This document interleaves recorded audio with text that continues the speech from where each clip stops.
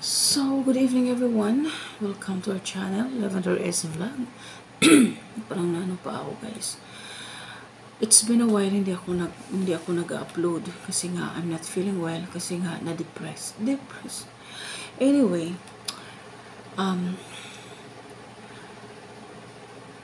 bala ko talagang i-ano to. Gusto kong gumawa ng video about this problem. Kasi nga, ito, sinong nabiktima, sinong na-experience ng OLA, yung online lending apps, ganyan.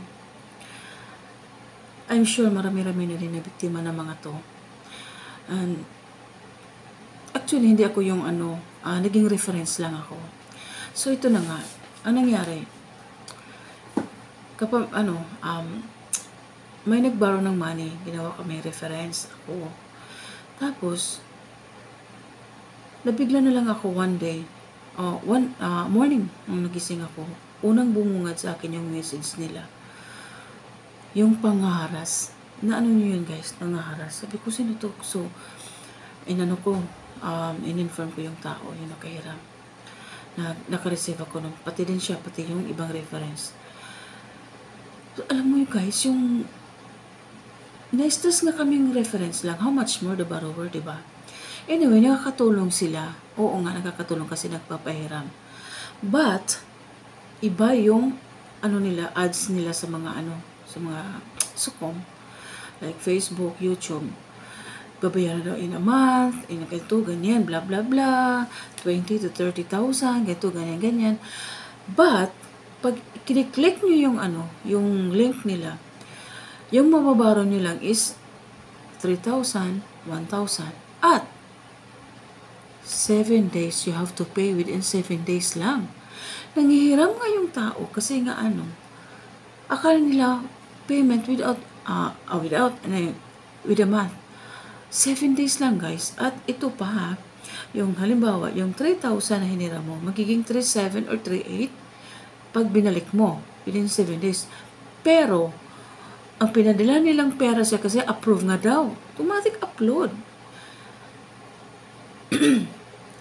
Ang pinadala nila sa inyo is mga mga 2,300 mga ganyan. Mga 7,800 din yung, di ba? Grabe, guys. Nalaman nga pa nila yung mga lending na talaga, yung mga permit, I'm sure.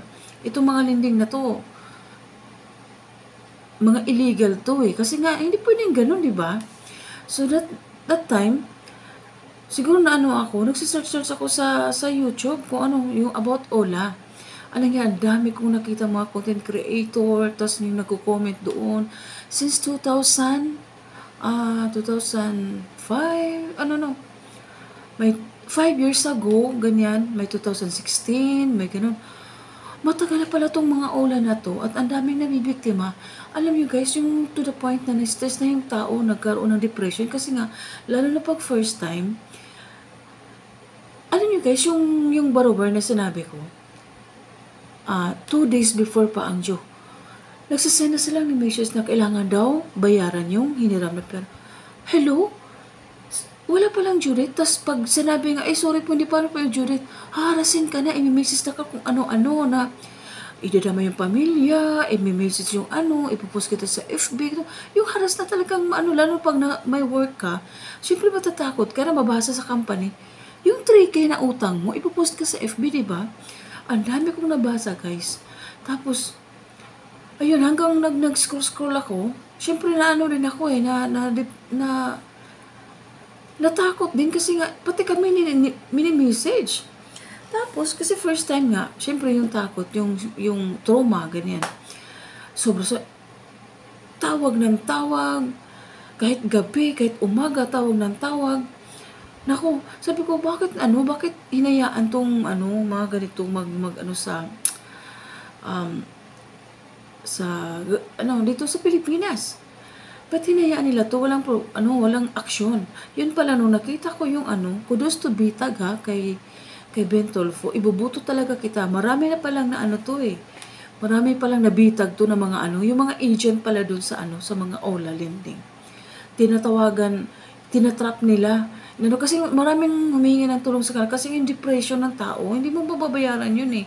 Yung pananakot na papatayin yung anak, yung pamilya, nasa labas na kami, pinapadala ng mga kabaong, pinapadala ng mga, yung mga parcel, nag-ano sila, tawag nito, o-order, ipapaano dito, ngunit, paano sa mga bahay-bahay, ganyan. Pero may nababasa din naman ako doon na wag daw ano kasi nga hindi naman sila I mean wala silang magagawa, pananakot lang daw yun kasi nga yung per agent pala ng mga OLA na yan is may commission na makukuha, kaya pala nagsigasig silang maniningil. Halos pinapatay na nila yung tao sa text sa ano para lang magbabayad yung tao. At take note, yung interest guys ha is per day.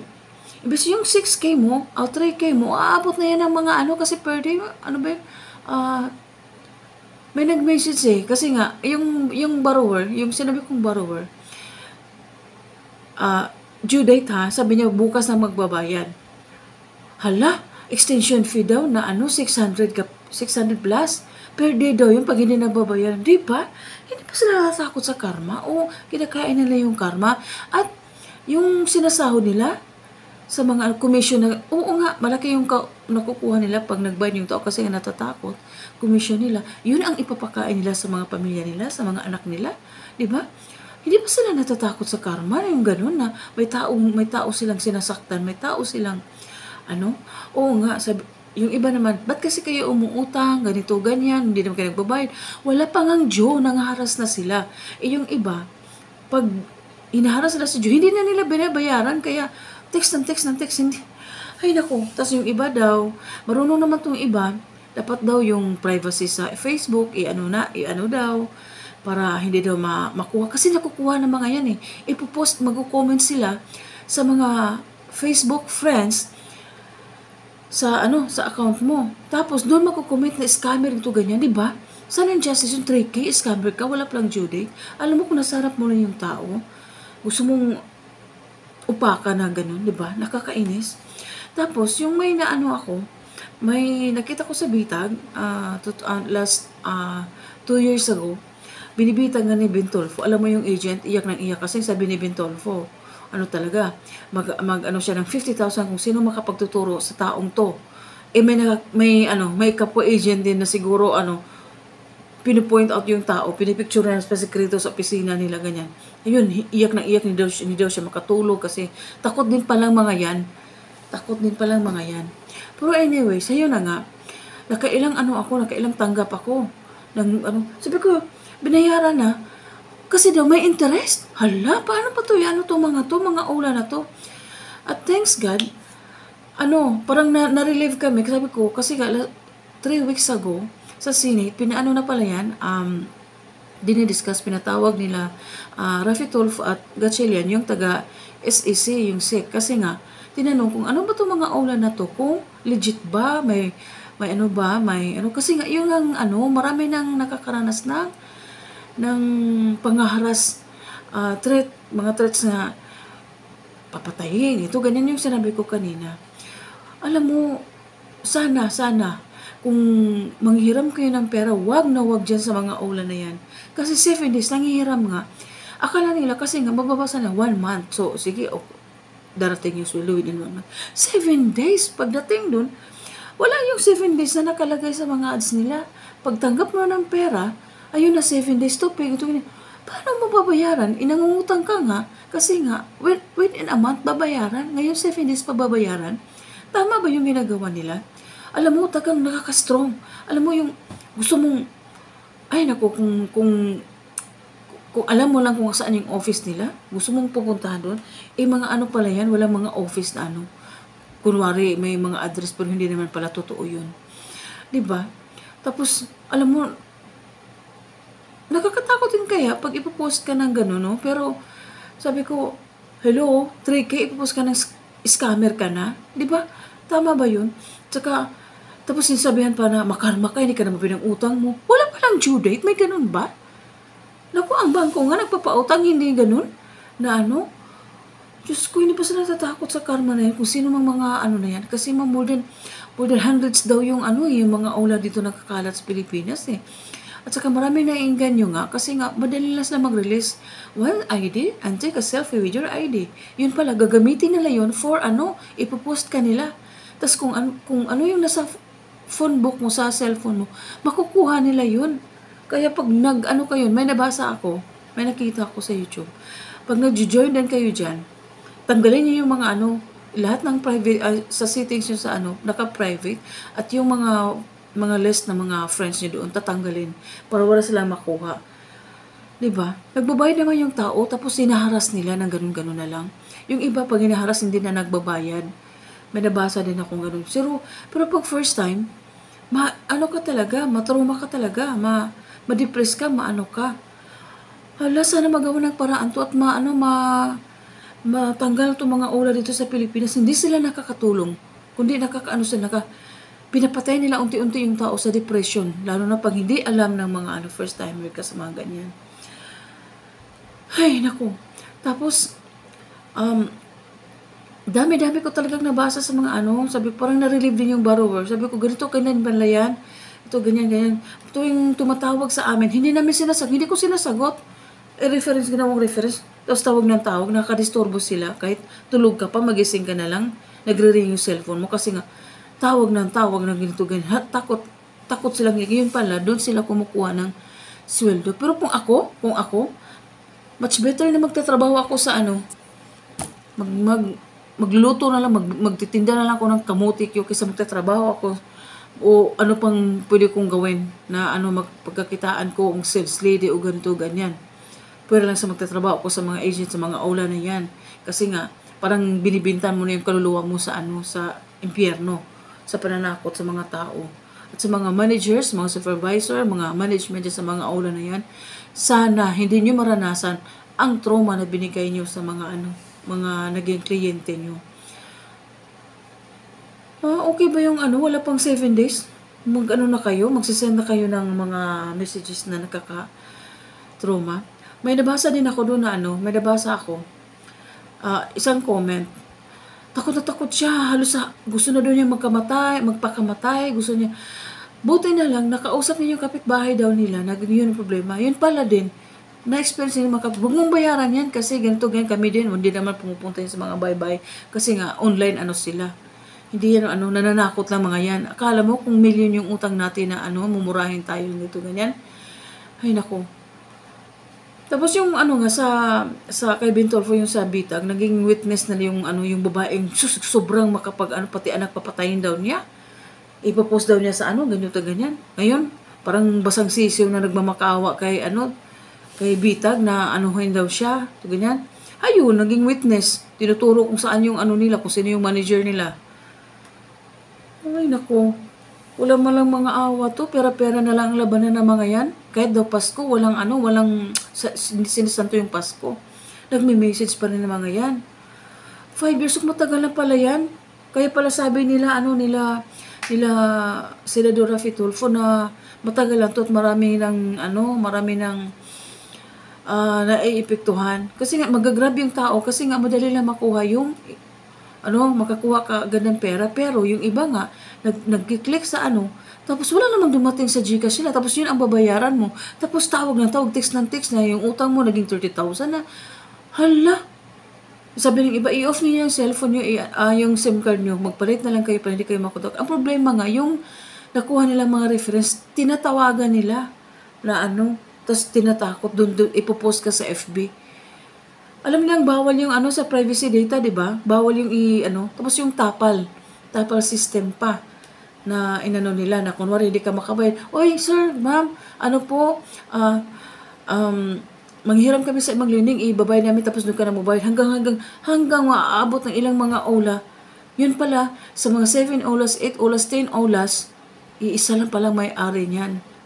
Kaya sana magawa ng paraan yan ng government natin. Ginawa naman nila pero dapat may punishment yan. Dapat hindi yung pwede magpiyansa at palitan nila yung mga names ng mga ola na yan para makapag-conduct na naman sila ng panibagong ola. Dapat may talaga, may imprisonment o may punishable. Naalala ko tuloy yung na-raid dati na ganyan ola lending. iyak na iyak yung mga trabahante kasi medyo naawa din ako. Ay, kung ano trabahante naman yan, wala naman. Gayong na-experience namin yun, yung mga agent pala yung tumatawag sa kung, kung maka, kung makaharas, grabe. Tapos iyak sila ng iyak kasi kailangan daw nilang 250,000 pang piyansa.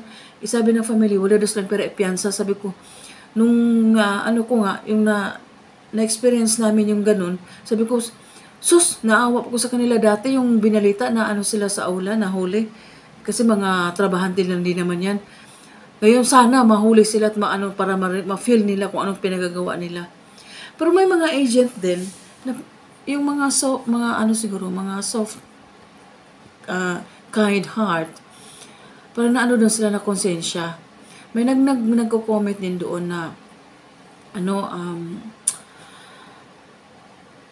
agent sila, tapos nakonsensya doon, hindi na daw kaya nilang ginagawa nila, hindi na kaya nila yun ang pinapakain nila sa mga pamilya nila, kaya tumigil na sila. Pero, binibigyan sila ng problema sa management.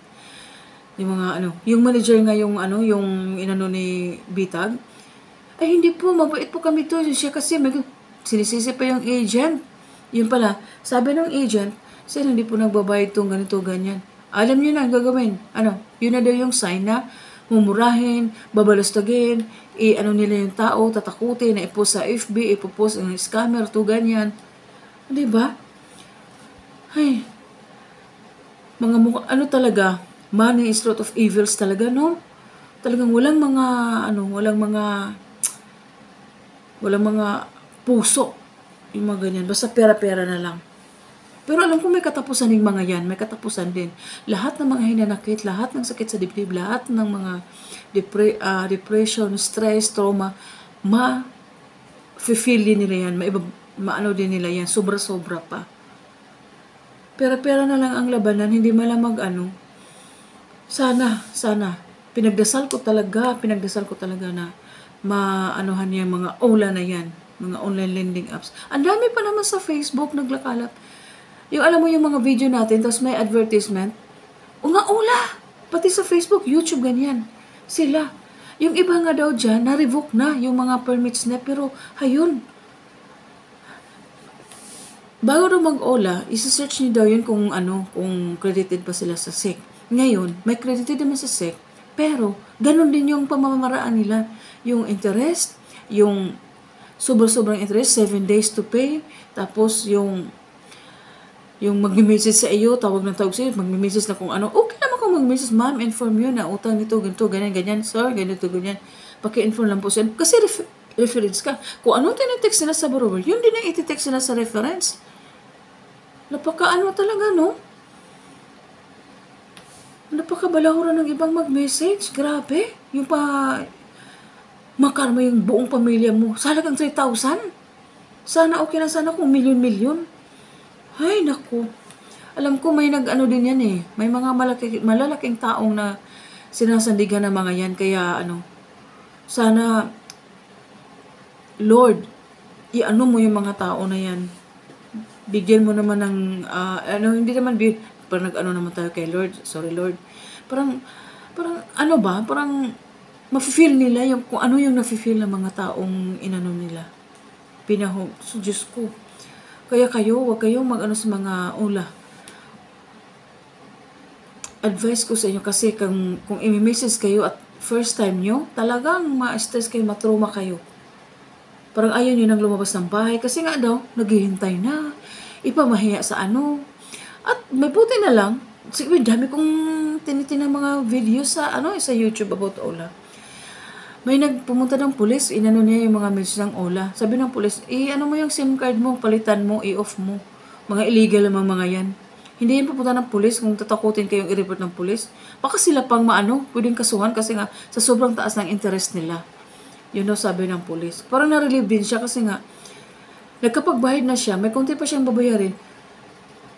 Interest, umabot ng 25,000 yung babayaran niya. Sa halagang 3K lang yung kinuha niya. O diba? Hindi ba sila natatakot sa niyan, karma? Parang sinunog na yung mga kaluluwa nila sa impyerno niyan. Di ba nakakano talaga? Ay. So, ayan. Yun lang po yung natin. about Ola lending. Wag kayong maniniwala sa mga Ola kung ano yung mga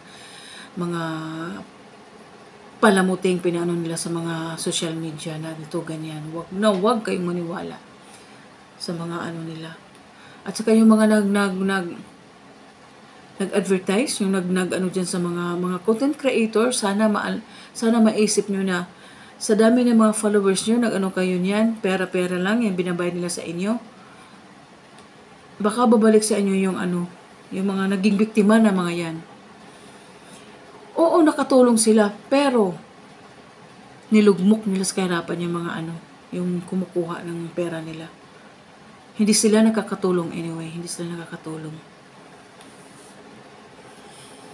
Kaya guys, sabay-sabay tayong i-report yung mga Ola na mga Ola na namimihasa. Ng scam. Scam yan yung ginawa nila. Na 30 days babayaran, 1 month to pay, pero pagdating ng 7 days to pay, tapos yung perang kinuna nila ng napakalaking interest, tapos pagbabayad mo mag-additional yung 3,000. Yung 3,000 na kinuha mo, darating sa is 2 o 2,3 ba yun? Tapos, within 7 days pabalik mo, naging 3,7 na. O, diba? Sana yung justice nun? Tama ba yung ginawa nila? Tsaka hindi mo na pwede ibalik. Kung ibalik mo, 3,7 yung ibalik mo. Tapos pag hindi mo ibalik, halimbawa ibalik mo yung 3,000, ano pa nila, mag-interest hanggang lalaki at lalaki. Kaya yung iba, hindi na binabayaran. Wala naman daw nakukulong sa mga ganyan. Kaya guys, kung sino yung nabiktima, huwag kayong mag-alala. Ganun daw ang gagawin. Yung SIM. At saka bawal yung ginagawa nila Bawal na bawal. Kaya yun lang po. Parang na-stress din ako sa sa na-experience ng borrower. Ay, nako. Kung alam nyo lang yung nakitang mga messages, i-try kong yung mga messages nila. Pero I'm sure marami na kayo nakikitang messages na dun sa ibang mga nag-upload, naglabas ng sama ng loob sa mga Ola na yan. Kaya yun lang po. God bless everyone. Thank you for watching, guys. Please don't forget to subscribe my channel. Please like and share. Lavender S Vlog. Guys, tulungan niyo po ako kung ano yung siguro sa tagal-tagal kong parang nawalan kasi ako ng parang nagkasakit din ako parang I'm not feeling well pa sa this month talaga parang kami. So, thank you Lord for all the trials to make us stronger pa. Kaya lang po guys, maraming salamat at please continue to support our channel, Lavender S Vlog. Thank you guys. God bless everyone.